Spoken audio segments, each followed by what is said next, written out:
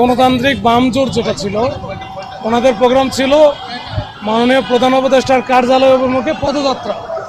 তো এই পদযাত্রা হঠাৎ করে দেখি যে আমাদের এখানে আমরা আগে থেকে প্রিপারেশন ছিল আমাদের মধ্যে। আমি ওনাদের সাথে কথাও বলেছি। তো ওরা হঠাৎ করে ঢুকে যায় হচ্ছে এই বাসভবনের দিকে। তখন আমরা ওদেরকে বাধা দিই।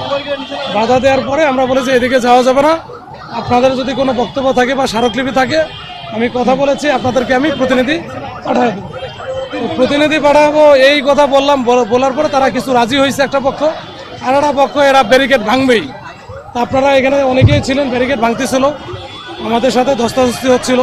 আমরা কোনোভাবে কিন্তু তাদেরকে আমরা লাঠিচার্জ বা কিছু করার কোনো সুযোগও আমাদের ছিল না, আমরা করিও নাই। পরে আমাদের এসি, আপনারা জানেন যে এসি রমনাজন, ওকে হঠাৎ করে এক সাইডে ও গেছে, ওকে ধরে ব্যাপক আকারে পিটাইছে। ওর গেঞ্জি টেঞ্জি টি শার্ট যা ছিল সব ছিঁড়ে গেছে। আমরা যারা আছে আমাদের দেখেন এগুলা কিন্তু কিছু নাই, আমরা কিন্তু লাঠি আমাদের হাতেও নাই, কিচ্ছু না, আমি কিন্তু খালি হাতে আছি। তো এই অবস্থার প্রেক্ষিতে পরে ওনাদেরকে আমি নিবৃত করার চেষ্টা করি, কিন্তু তারপরে আমাদের 7-8 জন আজকে আহত হয়েছে এবং বেশ গুরুতর আহত হয়েছে।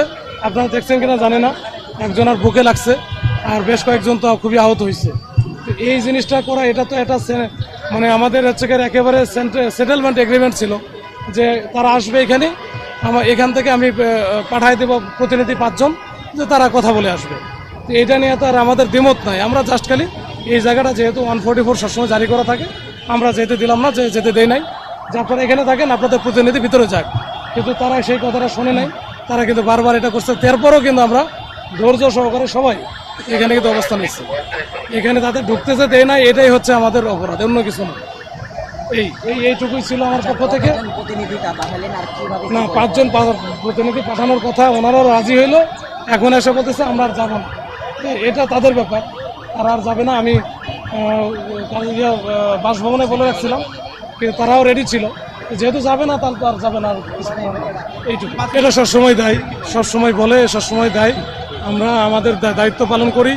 আজকে দেখছেন আপনারা তো সব, এত মিডিয়া আছে, কোথাও দেখছেন যে আমরা লাঠি পিটাইছি বা আমাদের যে ওয়াটার ক্যানন আছে কিছু করছি বা সাউন্ড গ্রেনেড মারছি, কিছুই করে নাই। আমরা এইটুকু যদি আমরা দাঁড়ায়ও না থাকতে পারি, তাদেরকে যদি আমি অ্যালাউ করি, তাহলে আমার চাকরি করার দরকার থাকে।